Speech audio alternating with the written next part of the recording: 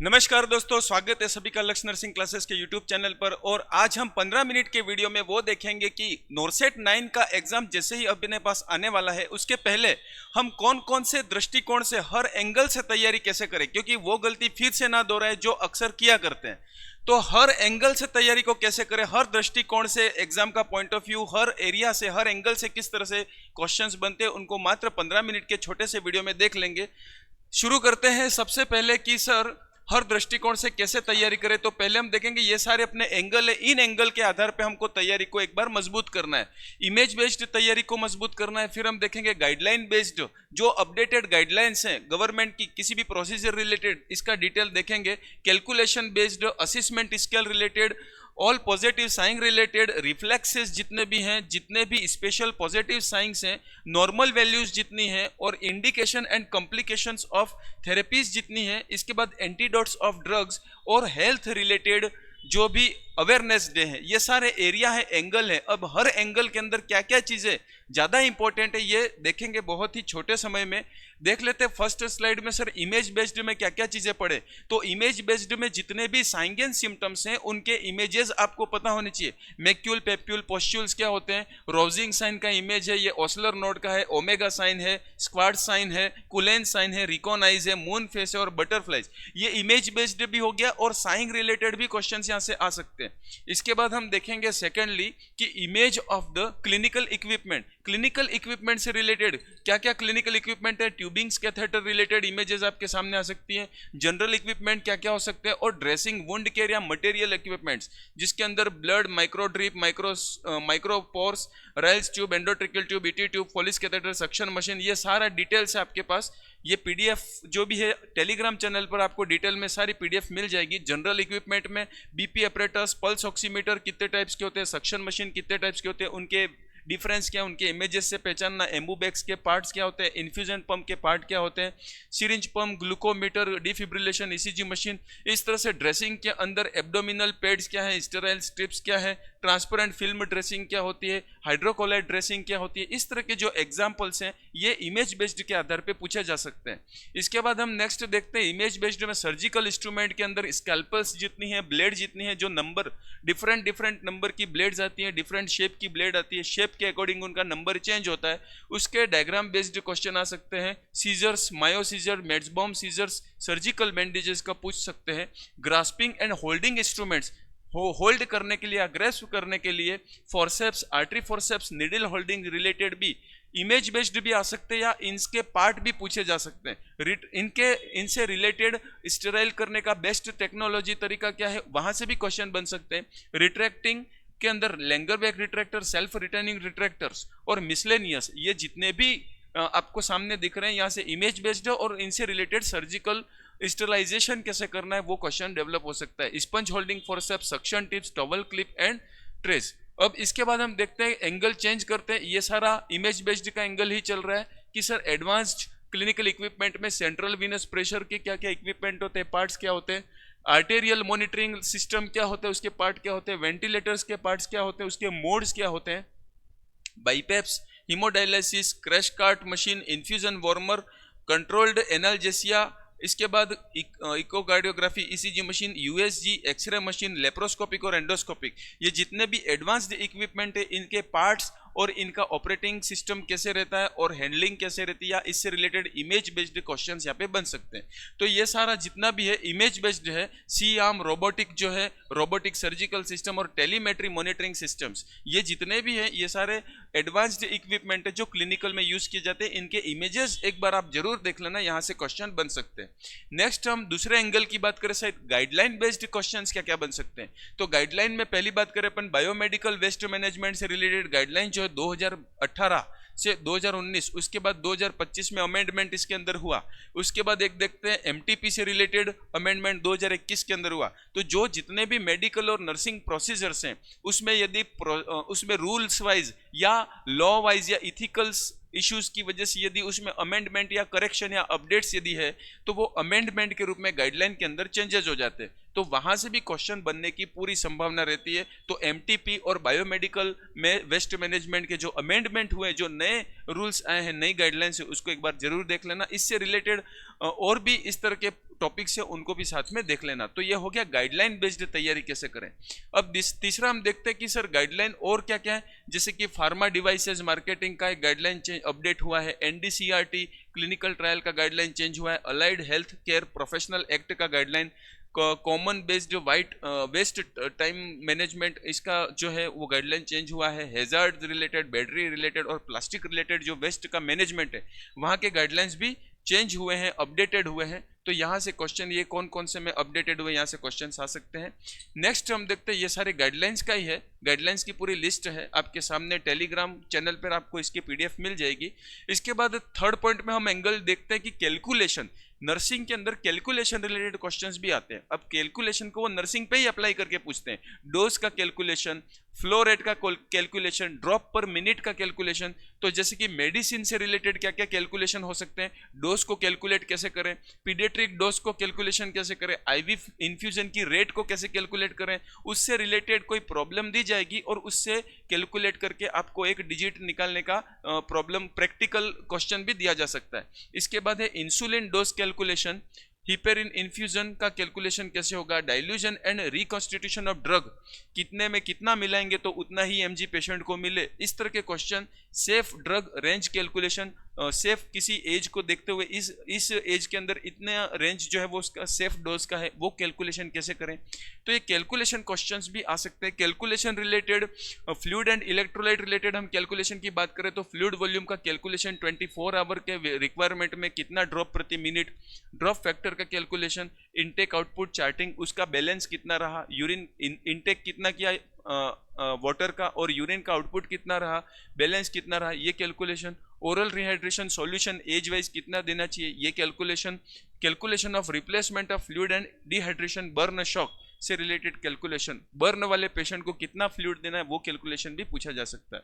और कैलकुलेशन के बेस्ड पे हम ब्लड और ट्रांसफ्यूजन की बात करें तो उसके अंदर ब्लड ट्रांसफ्यूजन का फ्लो रेट की calculation, volume of blood required उसकी कैलकुलेशन, क्रॉस मैचिंग और उसका रिक्वायरमेंट कैलकुलेशन कितना है, यहाँ से क्वेश्चन आ सकते हैं। न्यूट्रिशनल कैलकुलेशन में हम बात करें एज वाइज या वेट वाइज या डिजीज कंडीशन को देखते हुए कैलोरीज का calculation, protein, fat, carbohydrate, energy, parenteral nutrition, biomedical index, basal metabolic index, और ये इस तरह से बीएसए कैलकुलेशन, ये कैलकुलेशन से रिलेटेड क्वेश्चन यहाँ पे प्रैक्टिकल क्वेश्चन पूछे जा सकते हैं। इसके बाद बात करें कैलकुलेशन से रिलेटेड, रीनल के अंदर क्रिएटिनिन क्लियरेंस कैलकुलेशन को पढ़ लेना, ग्लूकोमीटर फिल्ट्रेशन रेट को पढ़ लेना, dialysis, fluid imbalance calculation, urine output monitoring, oxygen delivery calculation और ऑब्स्टेटिक के अंदर एक्सपेक्टेड ड्यू डेट और अपगार स्कोर और इससे रिलेटेड है ना वेट गेन कितना हुआ, और ये यहाँ से रिलेटेड क्वेश्चंस भी पूछे जा सकते हैं। तो इन एंगल्स को भी आपको देख लेना है। इसके बाद एक और calculation related public health community से रिलेटेड यदि कैलकुलेशन रिलेटेड पूछा तो birth rate, death rate, infant mortality rate, prevalence rate, attack rate, secondary rate, इन रेट का प्रॉब्लम दी जाएगी और रेट को कैलकुलेट करो, ऐसा दिया जा सकता है, पूछा जा सकता है। वैक्सीन कवरेज रेट कैलकुलेशन क्या है, पॉपुलेशन सर्वे डेटा कलेक्शन। इसके बाद नर्सिंग रिसर्च के अंदर mean, mode, median, standard deviation and percentage ratio related questions भी यहाँ पे बन सकते हैं। प्रोपोर्शनल और standard deviation, mean, mode, median related questions भी बन सकते हैं। तो डियर स्टूडेंट, ये सारा कैलकुलेशन रिलेटेड एंगल था। चौथा एंगल हम बात करें, चौथा दृष्टिकोण कि all health assessment related scales, health को असिस्ट करने के लिए क्या क्या स्केल्स हम यूज करते हैं। तो पेन असिस्मेंट स्केल जिसके अंदर numeric rating scale, visual analogous, Wong baker scale, faces scale और एमसी गिल पेन स्केल। इसके बाद हम यदि दूसरा असेसमेंट करें कॉन्शियसनेस के असेसमेंट को करें तो वहाँ ग्लासगो कोमा स्केल यूज होती है, मिनी मेंटल स्टेटस एग्जामिनेशन और मेंटल कॉग्निटिव और एनआईएच स्ट्रोक स्केल। तो ये जो स्केल्स आपके सामने है इन स्केल्स को पढ़ लेना है, राइट। इन स्केल से रिलेटेड क्वेश्चंस यहाँ पे बन सकते हैं इस दृष्टिकोण से। नेक्स्ट हम देखते हैं कि मेंटल हेल्थ और साइकेट्रिक के अंदर असिस्मेंट रिलेटेड क्या क्या स्केल से रिलेटेड पूछा जा सकता है। तो Hamilton depression rating scale, Beck depression inventory, patient health questionnaires, Hamilton anxiety rating scale, general anxiety disorder briefing, psychiatric rating scale, CAGE questionnaire और audit alcohol use disorder identification test. तो ये सारी जो स्केल्स है वो मेंटल हेल्थ के subject से assessment related जो स्केल्स हैं वहां से पूछा जा सकता है क्वेश्चन। इसके बाद हम बात करें functional and daily living assessment, तो ये उसके अंदर बेथरेल स्केल, कैट्स इंडेक्स, लॉटन स्केल, ये सारी स्केल्स जो हैं एक बार इनका मीनिंग और कौन सी कंडीशन में यूज की जाती है एटलीस्ट इतना आपको पढ़ लेना है। इसके बाद हम न्यूट्रिशन से बात करें तो बीएमआई, अब मिड आर्म सरकमफेरेंस का, और मिनी न्यूट्रिशनल असिस्मेंट और ग्रोथ चार्ट, इनसे रिलेटेड जो स्केल है असिस्मेंट का, रेटिंग स्केल है या कैलकुलेशन रिलेटेड क्वेश्चंस है वो हमको समझ लेने हैं, पढ़ लेने हैं। इसके बाद प्रेशर अल्सर से रिलेटेड बार्डन स्केल हो गया, नोट्रॉन स्केल हो गया, और बार्डन स्केल, नॉर्टन स्केल और वाटरलो स्केल, ये 3 स्केल ऐसे जो बेडसोर को असिस्ट करने के लिए यूज की जाती है। तो ये भी स्केल्स पढ़नी है, ये भी एक तरह से असिस्मेंट की स्केल है और नर्सिंग का ही काम है, तो ये भी क्वेश्चन यहाँ से बन सकते हैं। नेक्स्ट है रेस्पिरेटरी एंड डिज्निया असिस्मेंट। तो रेस्पिरेटरी प्रॉब्लम से रिलेटेड जो स्केल्स है, मॉडिफाई मेडिकल रिसर्च काउंसिल के अकॉर्डिंग डिज्निया स्केल हो गई है, ब्रॉग स्केल फॉर डिज्निया हो गया, सीओपीडी असिस्मेंट टेस्ट हो गया, और अस्थमा कंट्रोल टेस्ट हो गया। तो ये कैसे होते हैं, इनका मीनिंग क्या है, ये पढ़ लेना है। नेक्स्ट हम देखते हैं कि सर कार्डियोवैस्कुलर से related NYHA functional classification, heart failure assessment, Canadian cardiovascular society, और ये क्लासिफिकेशन, तो ये जो भी हार्ट के फंक्शन रिलेटेड जो भी स्केल्स इन सोसाइटीज ने बनाए वो पढ़ लेना है। Next other psychiatric scale, Glasgow coma scale, Batchford scale, race scale, और ये अपाची सेकंड स्कोर और सोफा स्कोर, ये कैसे देखे जाते हैं, ये साइकेट्रिक स्पेशल जो अदर स्पेशलिटी से रिलेटेड स्केल्स हैं उनको पढ़ लेना है। नेक्स्ट हम देखते हैं ऑल पॉजिटिव, एक और दृष्टिकोण रहता है अपना ऑल पॉजिटिव साइन। 5वां एंगल अपना क्या रहता है कि सारे जितने भी डिजीज से रिलेटेड जो स्पेशल जो स्पेसिफिक पॉजिटिव साइन ने जो पर्टिकुलर डिजीज को इंडिकेट करते हैं वहां से क्वेश्चन आ सकते हैं। जैसे कि मेनिंजाइटिस के अंदर ब्रुजिन्स्की और कर्निंग साइन पॉजिटिव रहते हैं, तो वहां से क्वेश्चन बनता है। डीप वेन थ्रोम्बोसिस के लिए हम होमान साइन को पॉजिटिव देखते हैं। इसके बाद रोजिंग साइन पॉजिटिव मतलब अपेंडिसाइटिस हो गया, राइट। इसके बाद मर्फी साइन पॉजिटिव मतलब गोल ब्लैडर की डिजीज हो गई। इसके बाद हम देखते हैं लेविन साइन पॉजिटिव, इसका मतलब ये पेरिकार्डाइटिस हो गया, राइट। तो इस तरह से कुलिन साइन जो वो पेनक्रेटाइटिस, तो साइन जो है वो पर्टिकुलर डिजीज को इंडिकेट करते हैं, वहां से क्वेश्चन बन सकते हैं। नेक्स्ट हम देखते हैं all specific reflexes, particular reflex कौन से एबनॉर्मलिटी को शो करता है, वहां से भी क्वेश्चन बनते हैं। तो सारे रिफ्लेक्सेस पढ़ लेने, बेबिन्स की reflex, Corning reflex, Brudzinski reflex, Homan reflex, Murphy reflex, Chvostek reflex, Trousseau signs reflex, इसके बाद क्रेमेंटेस रिफ्लेक्स और ओक्यूलोसिफेलिक रिफ्लेक्स। तो ये रिफ्लेक्स जो है पर्टिकुलर डिजीज कंडीशन या एबनॉर्मलिटी को इंडिकेट करते हैं, तो वहां से क्वेश्चन बनने की संभावना ज्यादा है। नेक्स्ट रहता है कि all specific position, particular disease या पर्टिकुलर प्रोसीजर के लिए कौन सी पोजीशन दी जानी चाहिए, वहां से भी क्वेश्चन आते हैं। तो इसके लिए फॉलर्स पोजीशन कब देंगे, लेफ्ट लेटरल, जैसे कि रेस्पिरेटरी डिजीज में हम फॉलर्स पोजीशन देते हैं, एनिमा एडमिनिस्ट्रेशन में लेफ्ट लेटरल पोजीशन देंगे, नॉर्मल डिलीवरी के अंदर हम लिथोटोमी पोजीशन देंगे, शॉक के अंदर हम टेंडरलेनबर्ग पोजीशन देंगे, ARDS के अंदर हम प्रॉन पोजीशन देंगे, पोस्ट कार्डियक कैथेटराइजेशन में सुपाइन पोजीशन देंगे, राइट। तो इस तरह से पर्टिकुलर डिजीज कंडीशन में कौन सी पोजीशन देंगे वहां से क्वेश्चन बनने की संभावना है। तो स्पेसिफिक पोजीशन का एंगल भी, दृष्टिकोण जो है वो भी कवर कर लेना है। नेक्स्ट दृष्टिकोण अपना रहता है कि sir normal range, normal value से रिलेटेड क्वेश्चंस भी इसमें आते हैं। तो नॉर्मल वैल्यू किस किस की पढ़े, है ना, किस किस की पढ़े। तो नॉर्मल वैल्यू जो है खास करके हमको नॉर्मल वैल्यूज जो है वो खास करके कहाँ से आता है, एक तो ब्लड की जो भी नॉर्मल वैल्यूज हैं, इसके बाद CSF, blood, CSF and urine, ये 3 की जो है वो नॉर्मल वैल्यूज जो हैं वो यहाँ पे पूछी जा सकती हैं। ब्लड के अंदर CBC हो गया, ठीक है, serum creatinine, serum, right, serum calcium, serum sodium potassium, जितने भी इलेक्ट्रोलाइट्स हैं, सेल्स हैं, वो सारी चीज़ें। CSF के अंदर जो भी कंपोनेंट्स आते हैं, जो भी हम टेस्ट करवाते हैं, उसमें WBC और प्रोटीन, और उसके अंदर कल्चरल सेंसिटिविटी, यूरिन के अंदर भी रूटीन जो टेस्ट करवाते हैं, राइट। तो ये LFT RFT के अंदर ये जांचें की जाती है, जो सैंपल लिए जाते हैं। तो एटलीस्ट ब्लड, CSF और यूरिन के जो भी जितनी भी नॉर्मल वैल्यूज जो रहती है, नॉर्मल रूटीन टेस्ट की जो नॉर्मल वैल्यूज रहती है वो हमें याद करनी है। ये हमारा 8वां दृष्टिकोण था।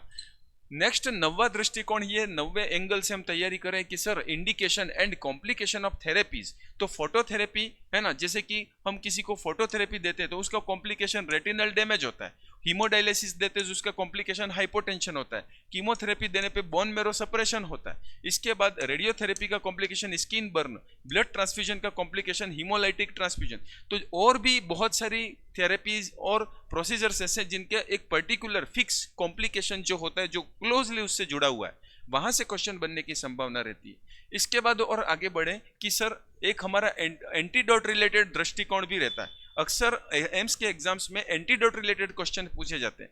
तो हर मेडिसिन का एंटीडोट, पैरासीटामोल का एंटीडोट क्या है, ओपियोइड का क्या है, बेंजोडाइज़ेपिन का क्या है, ऑर्गेनोफॉस्फोरस पॉइजनिंग का क्या है, heparin, warfarin, iron, digoxin, beta blockers, calcium, tetracyclic, methanol, ethylene, cyanide, ये जितने भी पॉइजन्स और जितने भी मेडिसिन है उनके एंटीडोट्स की लिस्ट बनाकर आप इसको याद कर सकते हैं। और ये जो पीडीएफ है ये भी आपको टेलीग्राम चैनल पे उपलब्ध रहेगी। और लास्ट अपना जो दृष्टिकोण रहता है वो रहता है कि sir health related awareness day, जितने भी हेल्थ रिलेटेड अवेयरनेस डे हैं जनवरी 1 जनवरी से लगा के 31 दिसंबर तक के जो भी रोजाना के, जिसके अंदर मोस्ट कॉमनली जो डिजीज है जो इंडिया पे बर्डन ज्यादा है वहां से रिलेटेड सबसे ज्यादा प्रोबेबिलिटी बनती है कि पूछे जाते हैं। तो जैसे कि 7 अप्रैल को वर्ल्ड हेल्थ डे मनाया जाता है, 24 मार्च को वर्ल्ड टीबी डे मनाया जाता है, 25 अप्रैल को वर्ल्ड मलेरिया दिवस मनाया जाता है, राइट। लास्ट वीक जो अप्रैल का रहता है वह वर्ल्ड इम्यूनाइजेशन डे वीक पूरा मनाया जाता है। तो इस तरीके से हेल्थ अवेयरनेस, जितने भी डिजीज से रिलेटेड, एबनॉर्मलिटी से रिलेटेड, अवेयरनेस से रिलेटेड डेज हम जो सेलिब्रेट करते हैं, प्रोग्राम अवेयरनेस कैंपेन जो रखते हैं या एनलिस्टेड है अकॉर्डिंग टू WHO जो कैलेंडर रहता है वो सारा आपको यहाँ पे याद कर लेना है। ये अपना 11वां दृष्टिकोण था। तो डियर स्टूडेंट, इस बहुत छोटे से वीडियो में हमने ये देखा कि हर दृष्टिकोण से कैसे तैयारी करें। और ये जो 11 दृष्टिकोण आपके सामने है इसका PDF लिंक जो है वो PDF जो है वो आपको टेलीग्राम के लिंक पे मिल जाएगा, वहां से इसको प्राप्त करें और आप अपनी तैयारी को मजबूत करें और इस तरह से बेहतरीन वीडियो के सामने लेके आएंगे आपके सामने और काम वाली चीज को लेके आएंगे। तब तक के लिए all the best, thank you.